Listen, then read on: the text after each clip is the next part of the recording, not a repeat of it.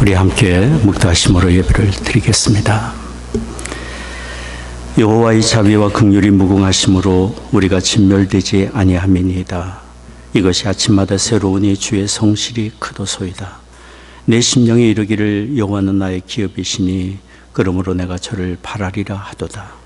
무릇 기다리는 자에게나 구하는 영혼에게 여호와께서 선을 베푸시는도다. 사람이 여호와의 구원을 바라고 잠잠히 기다림이 좋도다.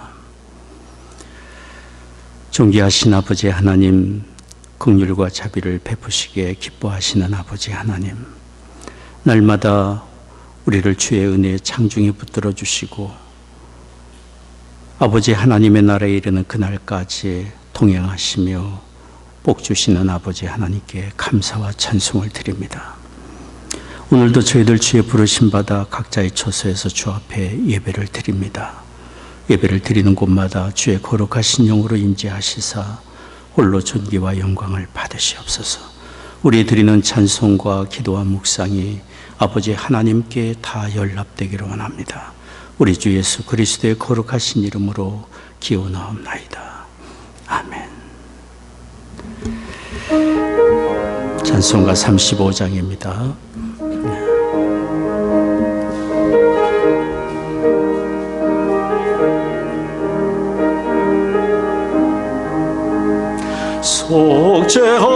속죄하신 구세주를 내가 찬송하리라. 내게 자유 주시려고 주가 고난당했네. 그 신성을 찬양하리. 나의 죄 사하려고 십자가에 돌아가신 나의 주 찬양하리. 내가 구원받은 증거 기뻐 전파리라.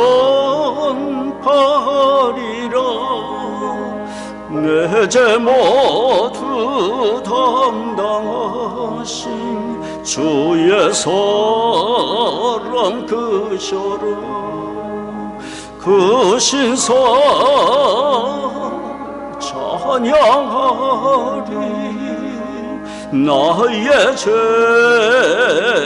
사려고 십자가에 돌아가신 나의 주 찬양하리. 승리하신 구세주를 내가 찬송하리라. 죄와 죽음 지옥 권세 주가 모두 이겼네. 그 신성 찬양하리. 나의 죄 사하려고 십자가에 돌아가신 나의 주 찬양하리. 고마우신 구세주를 내가 찬송하리라. 죽음에서 생명으로 나를 인도하셨네. 그 신성 찬양하리. 나의 죄 사하려고 십자가에 돌아가신 나의 주 찬양하리.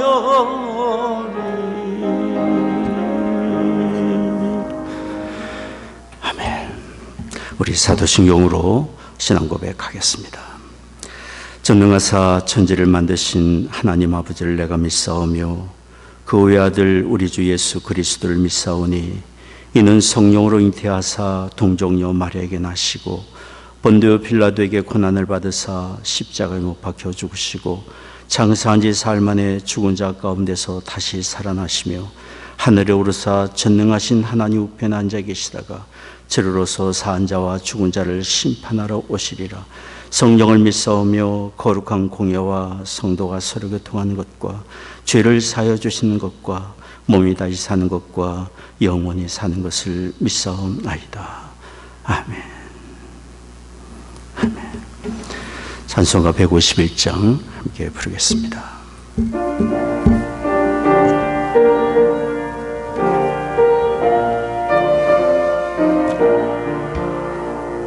다시 사신 곳에 주 나 항상 섬기네. 온 세상 조롱에도 주 정령 사셨네. 그 은혜로운 손길 부드러운 음성 내 평생 주님 함께 늘 계시네. 예수 예수 늘 살아계셔서 주 동행하여 주시며 늘 말씀하시네. 예수 예수 내 구세주 예수 내 맘에 살아계시네. 늘 살아계시네.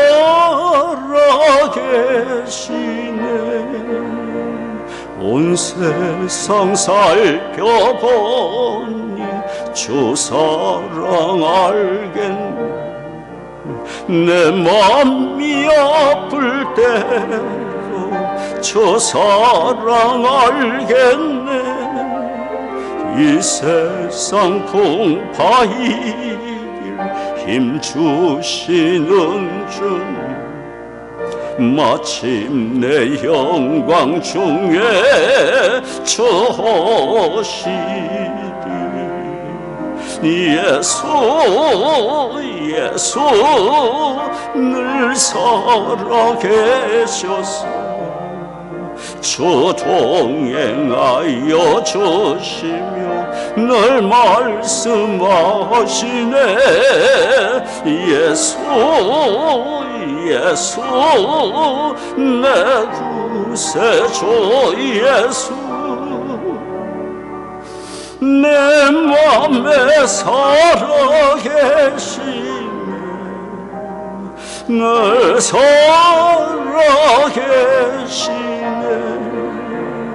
주 믿는 성도들아 다 기쁜 노래로 주 예수 우리와 함께 다 찬양 드리세.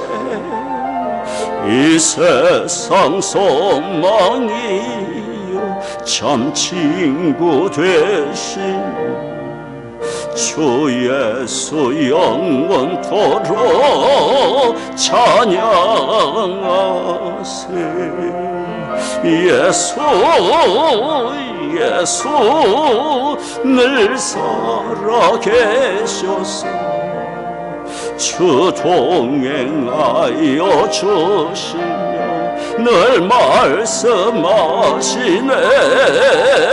예수 예수 내 구세주 예수 내 맘에 살아계시네. 늘 살아계시네.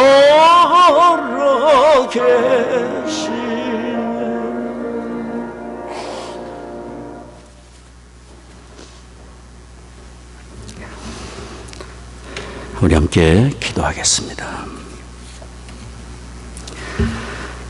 사랑하는 하나님 아버지, 허물과 죄악에 빠져 소망이 없던 우리에게 구원의 은혜를 베푸시고 날마다 우리에게 은혜를 베풀어 주시며 어려움 중에도 감당할 만한 힘을 얻게 하시고 위로와 소망을 얻게 해주시니 감사를 드립니다.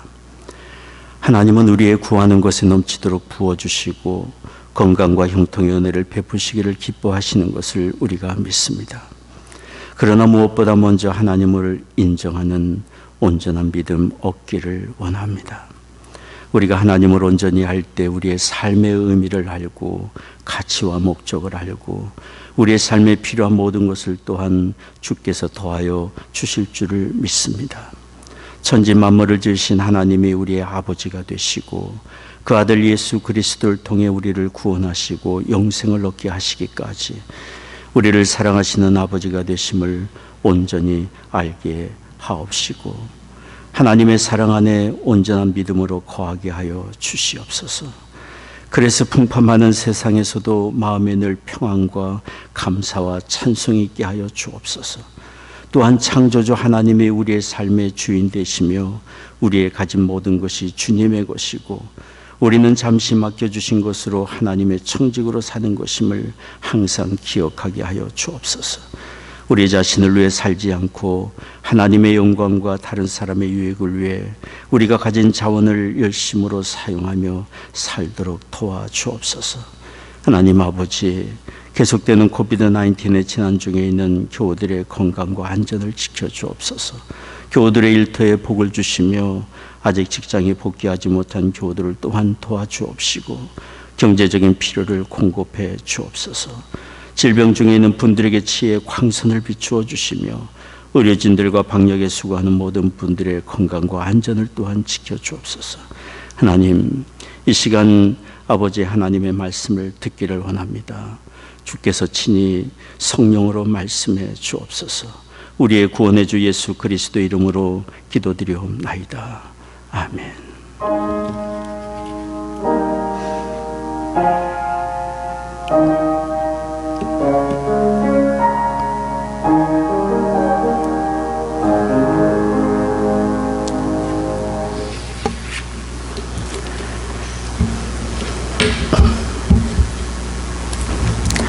오늘 성경 말씀은 시편 146편 1절에서 10절까지입니다.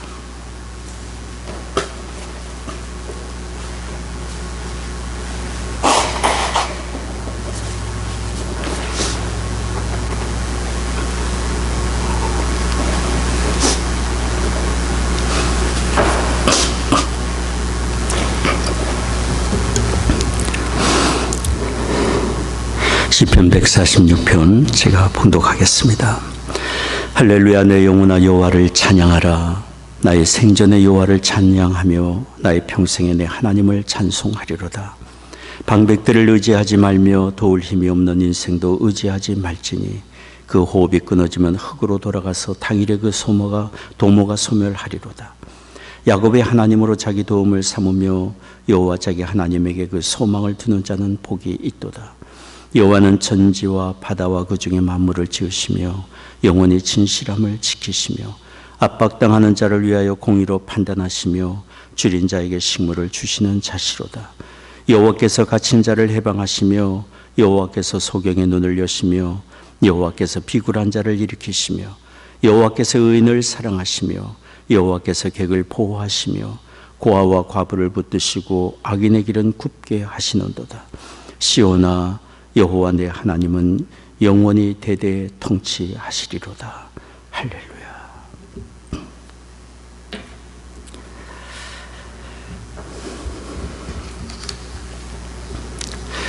어느 인디언 부족은 아기가 태어날 때 나이를 100살로 한다고 합니다. 그리고 한 해가 지나면 99세가 되고 다시 한 해가 지나면 98세가 됩니다. 그러니 인디언 부족의 나이 계산법으로 한다면 현재 90세가 되신 분은 나이가 10살이 되는 것 아니겠습니까? 인디언 부족의 나이 계산법의 참된 이유는 모르겠지만 어느 분이 이렇게 해석을 했습니다. 나이를 한 해 한 해 먹어가니까 나이가 줄어드는 것 아닌가요? 세월이 갈수록 나이가 줄어드는 이런 인디언의 나이 계산법은 우리의 삶에 주는 교훈이 있습니다. 자연의 농작물은 이곳으로 고개를 숙인다고 하지 않습니까? 사람은 어른이 되고 성숙해 갈수록 더욱 자신의 부족함을 아는 겸손함을 가지게 됩니다. 우리는 이렇게 어린아이처럼 낮아지고 겸손해져 갈 때 더욱 하나님을 의지하게 되고 하나님께 소망을 둘 수 있습니다. 그리고 하나님을 의지함으로 우리는 살아가는 세상에서 참된 용기와 소망을 가질 수 있습니다. 오늘 성경은 이렇게 어린아이처럼 겸손히 낮아져 하나님을 온전히 의지하고 하나님께 소망을 두는 사람이 복이 있다고 말씀을 하고 있습니다. 읽은 말씀입니다. 시편 146편 3절에서 5절까지 말씀입니다. 방백들을 의지하지 말며 도울 힘이 없는 인생도 의지하지 말지니 그 호흡이 끊어지면 흙으로 돌아가서 당일에 그 도모가 소멸하리로다. 야곱의 하나님으로 자기 도움을 삼으며 여호와 자기 하나님에게 그 소망을 두는 자는 복이 있도다. 이 시편의 말씀은 모든 성경 말씀의 핵심이 되는 말씀입니다. 하나님께 도움을 구하고 하나님께 그 소망을 두는 자는 복이 있습니다. 이 말씀은 우리에게 들려주신 이 말씀은 역사적인 이런 배경을 가지고 있습니다. 이스라엘이 남과 북으로 나눠진 이후에 북이스라엘은 북방 강대국인 아수르를 의지했습니다. 그러나 결국은 그들이 의지하던 아수르에 의해 멸망을 당했습니다. 남유다는 당시 강대국이었던 남방의 바벨론 제국을 의지했습니다. 그러나 결국 그들도 자신들이 의지하던 바벨론에 의해 멸망을 당했습니다. 그런 위경에 처했을 때 이스라엘을 돕는 주변 나라는 아무도 없었습니다. 애굽이 도울까 했지만 애굽도 도움이 되지 못했습니다. 이렇게 그들은 자신들이 의지하던 강대국으로부터 버림을 받고 배신당하고 침략을 당해서 나라를 잃고 포로가 되었으니 그들에게는 어디를 바라볼 대상도 없고 소망이 없었던 것입니다. 그러나 비록 그들이 어리석음과 우상 숭배와 제약으로 실패했지만 하나님은 그들을 버리지 않으셨고 그들과 함께 하셨습니다. 그리고 때가 되자 하나님의 전적인 역사하심으로 그들을 포로에서 해방시켜 주셨고 본국으로 돌아와 나라를 재건할 수 있는 은혜를 베풀어 주셨습니다. 세상의 권세는 다 그 시기와 한계가 있습니다. 인생의 수명도 그 호흡에 달려있지 않습니까? 사람의 내일의 계획도 내일을 보장할 수 없는 것 아니겠습니까? 그러니 우리가 누구를 의지하고 누구를 바라보며 살 수 있겠습니까? 우리가 진정으로 의지하고 소망으로 삼아야 될 분은 한 분 하나님 아버지입니다. 오늘 시편 146편 5절이 그래서 말하는 겁니다. 야곱의 하나님으로 자기 도움을 삼으며 자기 하나님에게 그 소망을 두는 자는 복이 있도다. 오늘 성경은 우리가 하나님께 소망을 두고 하나님을 바라보아야 될 이유를 말해주고 있습니다. 첫째는 하나님은 창조주시며 그 지으신 만물을 지금도 돌보고 계시는 분이시기 때문입니다. 시편 146편 6절이 말합니다. 여호와는 천지와 바다와 그 중에 만물을 지으시며 말씀합니다. 하나님은 그 크신 능력으로 하늘과 땅과 바다를 지으시고 모든 만물을 지으셨고 마지막 날에 하나님의 형상대로 우리 사람을 지으셨고 우리 사람에게 하나님의 주신 창조 세계를 하나님의 뜻대로 돌보도록 맡겨주셨습니다. 이와 같이 하나님은 그 가지신 능력과 지혜로 이 모든 만물을 지으셨고 지으신 만물과 우리 사람을 그 크신 능력과 지혜로 보존하시고 돌보시고 은혜 주고 계십니다. 그러니 우리는 무슨 일을 당하든지 더욱 어려움을 당할 때 나를 지으시고 나를 돌보고 계시는 하나님이 계심을 생각하고 하나님을 바라고 의지하며 하나님께 소망을 두어야 합니다. 오래전입니다. 저는 운전을 하다가 새떼들이 하늘을 나르다가 전신줄에 앉은 것을 보았습니다. 그러다가 새떼들이 푸르르 날라서 옆에 있는 큰 나무에 모여 앉았습니다. 그 새떼들을 보면서 저는 운전을 하며 이런 생각이 들었습니다. 쟤네들은 참 좋겠다. 렌트비 걱정도 없고 생활비 걱정도 없고 얼마나 좋을까. 부러운 눈으로 그 새떼들을 바라보면서 인근 가스 스테이션에 들어가서 자동차에 가스를 넣으면서 나무에 앉아있는 새떼들을 바라보았습니다. 그때 제 마음에 이런 생각이 들었습니다. 저 새떼들을 기르고 먹이시는 하나님이 곧 우리의 아버지 하나님이 아니신가. 우리는 살면서 날 지키고 돌보시는 하나님을 잊으며 살 때가 많습니다. 공중의 새를 기르시고 먹이시는 하나님께서 어찌 우리를 돌보지 아니하시겠느냐 주께서 말씀하셨지만 그런 말씀을 잊고 살 때가 너무나도 많습니다. 신앙은 기억하는 것입니다. 우리를 기억하시는 하나님을 기억하는 것이고 우리를 잊지 아니하시고 사랑으로 지키시고 돌보시는 하나님을 인정하고 그 하나님을 의지하며 하나님께 소망을 두는 것이 신앙입니다. 그럴 때 우리는 어려움을 당하고 갈 길이 막힐 그때에도 용기를 가지고 창조적인 마음과 생각을 가지고 새로운 길을 개척하고 도전해 갈 수 있습니다. 어느 작곡가의 이야기를 하려고 합니다. 이분은 영국 왕실의 총애를 받으며 부귀 영화를 누리던 분입니다. 그런데 그분의 나이가 50대에 이르자 그가 작곡한 여러 편의 오페라들이 사람들의 호응을 받지 못했고 성공을 거두지 못했습니다. 게다가 그분은 뇌출혈로 몸의 일부가 마비가 되는 증상도 겪게 되었습니다. 사람들은 그의 예술 세계는 이제 끝났고 그에게는 더 이상 소망이 없다고 얘기할 정도였습니다. 그분은 어느 추운 겨울철에 산책을 하다가 높다란 교회 종탑 앞에서 그만 주저앉아 눈물을 쏟았습니다. 하나님, 어찌하여 저를 사람들로부터 버림을 받게 하십니까? 어찌 저를 버리십니까? 그분은 그렇게 종탑 앞에 앉아 통곡하며 울었습니다. 그러다가 늦은 밤 집으로 돌아왔는데 그의 집에 소포 하나가 도착한 것을 발견하게 되었습니다. 그것은 찰스 제넨스라는 당시 삼류 시인이 자신이 작시한 오라토리오 가사에 곡을 붙여달라는 그런 내용의 우편물이었습니다. 그 작곡가는 삼류 시인이 자기에게 곡을 붙여달라는 그것 자체에 대하여 불쾌감을 가졌습니다. 그런데 그는 불쾌한 마음으로 건성으로 오라토리오 가사를 읊어보다가 한 가사에 그의 마음이 사로잡혔습니다. 이런 내용입니다. 그는 사람에게 멸시를 당하였고 버림을 받았으며 자기를 긍휼히 여길 자를 찾았지만 위로해 줄 자가 없었더라. 이것은 구약성경 이사야 53장에 그리스도가 당한 고난에 대한 내용이었습니다.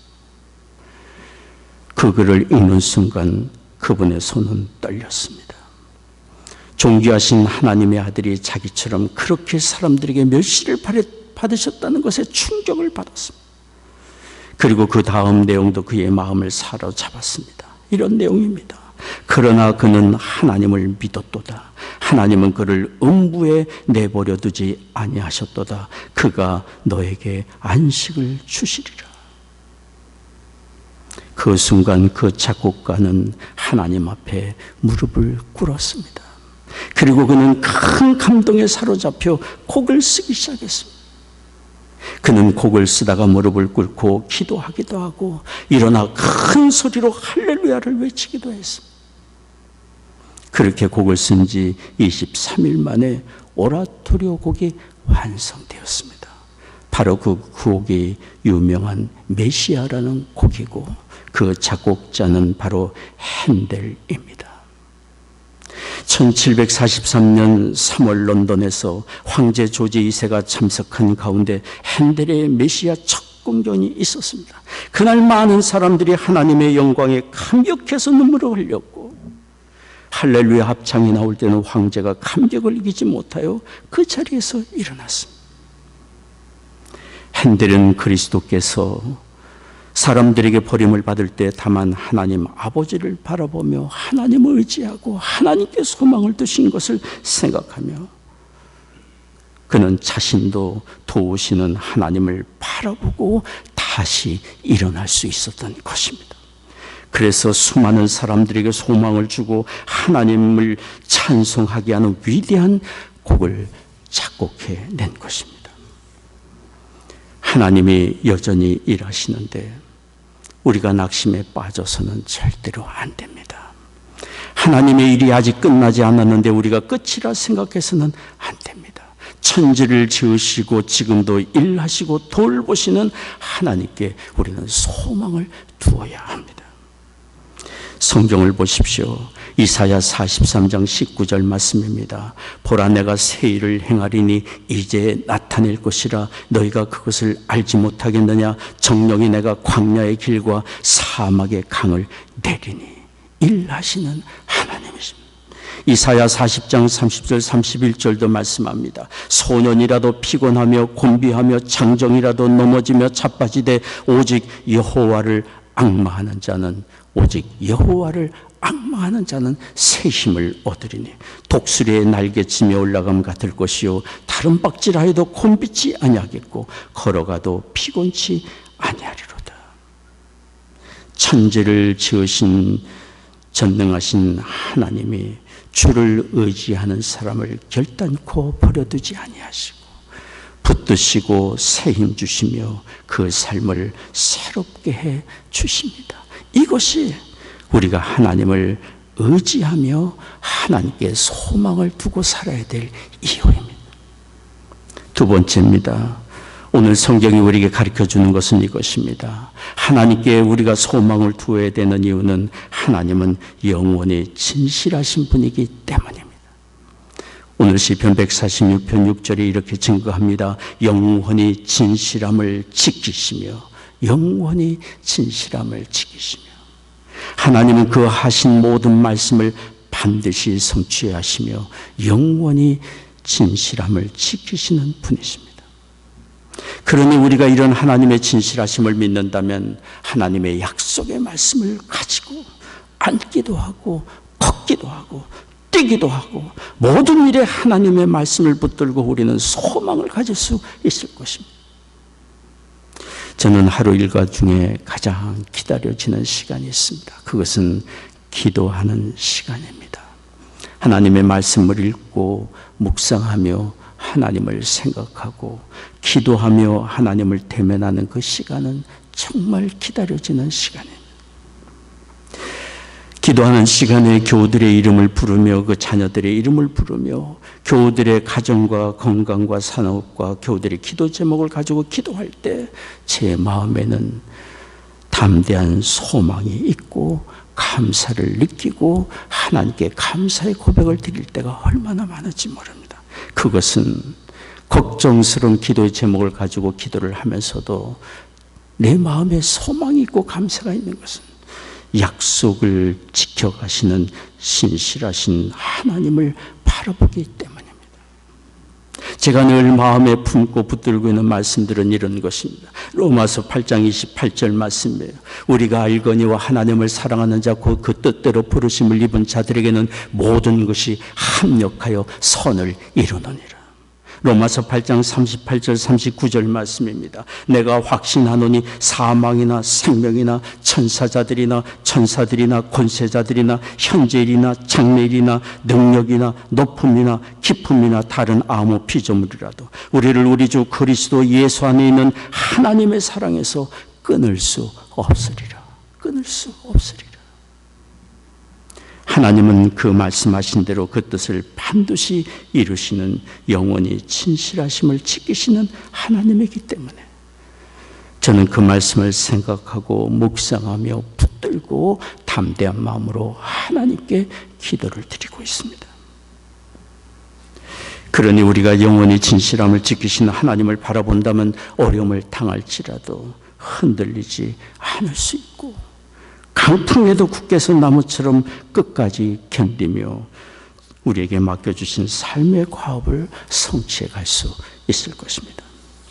성경에는 그렇게 아버지 하나님의 말씀을 붙들고 신실하신 하나님을 바라보며 어려움과 난관들을 극복해낸 사람에 대한 이야기가 나옵니다. 그 사람 바로 이스라엘의 포로 회복기에 유대 총독으로 부임했던 느헤미야입니다. 하나님은 느헤미야에게 복을 주셔서 길을 열어주시고 유대 총독의 지위까지 얻게 하시고 많은 자원을 가지고 본국에 돌아와 예루살렘 무너진 성벽을 재건하는 일을 할 기회를 허락해 주셨습니다. 그러나 느헤미야에게는 예루살렘 성벽을 재건하는 과정이 쉽지는 않았습니다. 주변의 대적들이 그를 시기하고 모함하고 위협하고 살해 위협을 하고 거짓 소문으로 그의 일을 중단시키려고 끊임없이 시도했기 때문에 뿐만 아니라 내적으로 동족들 간의 갈등도 있었습니다.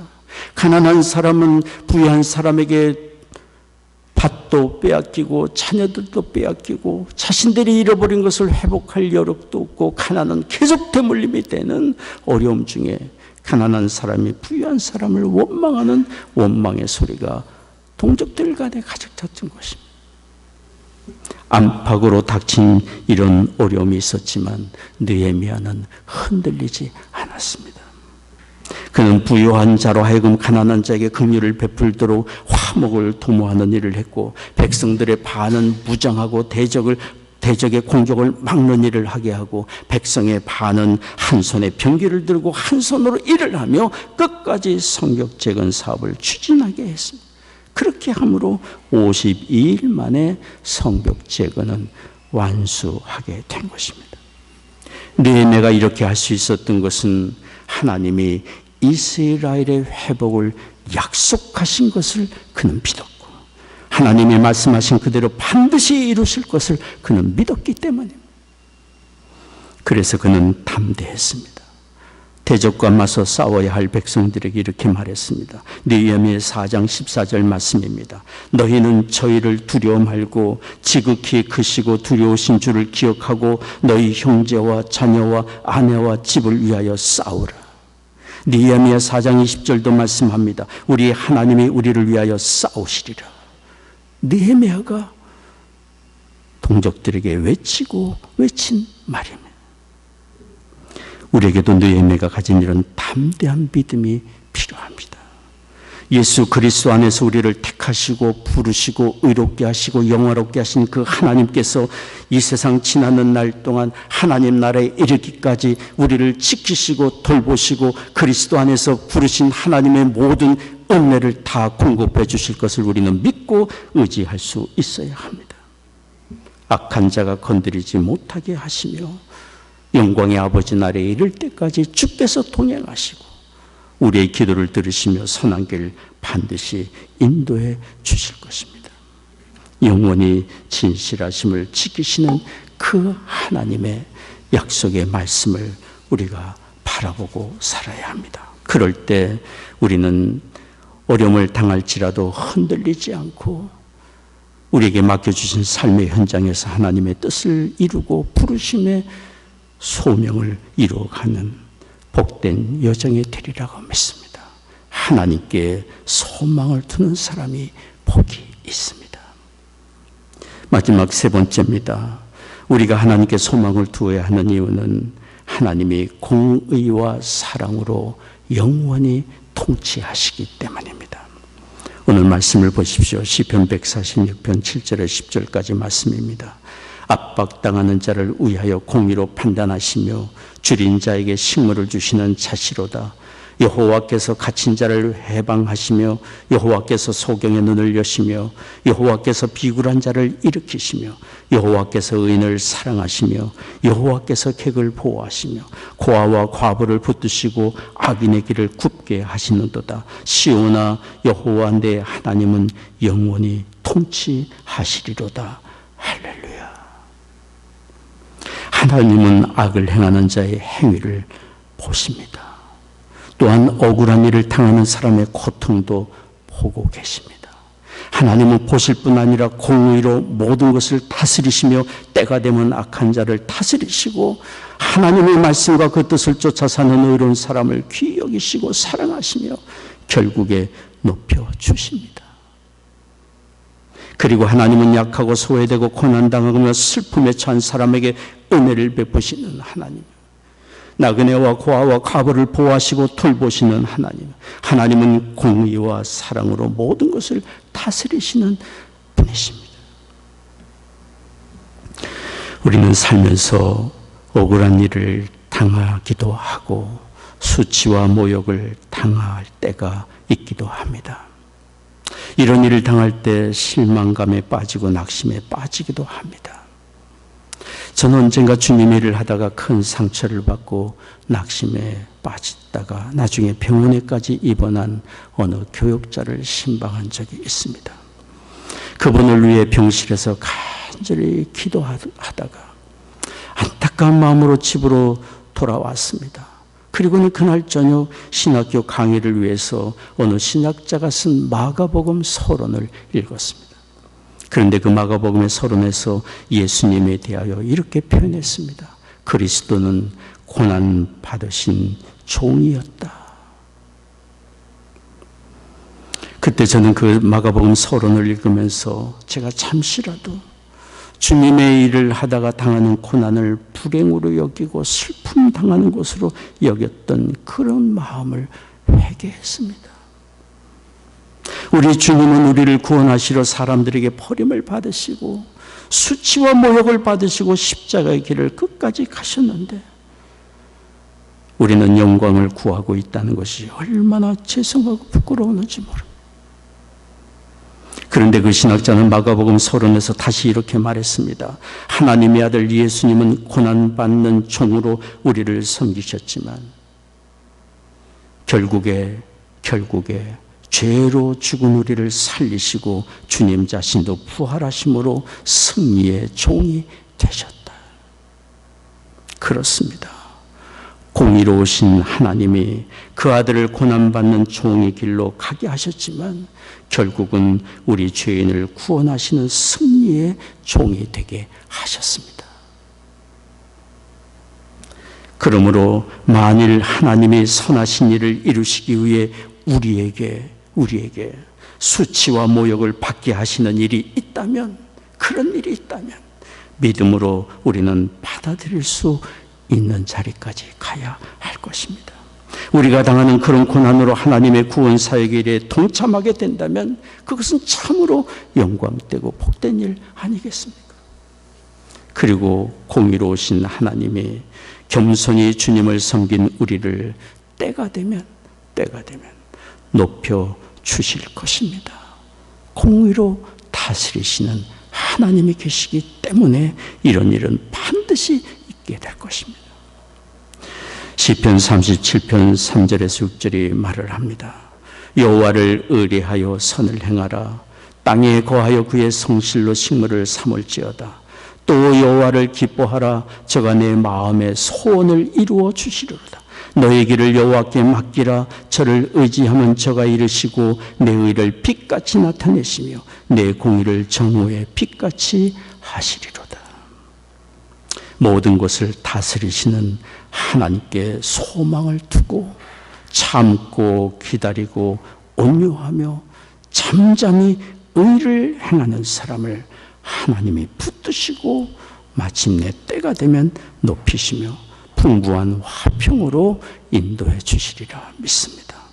오늘 주께서 우리에게 하시는 말씀은 너무도 분명합니다. 하나님께 소망을 두는 자는 복이 있도다. 이 은혜가 우리에게 있기를 원합니다. 기도하겠습니다.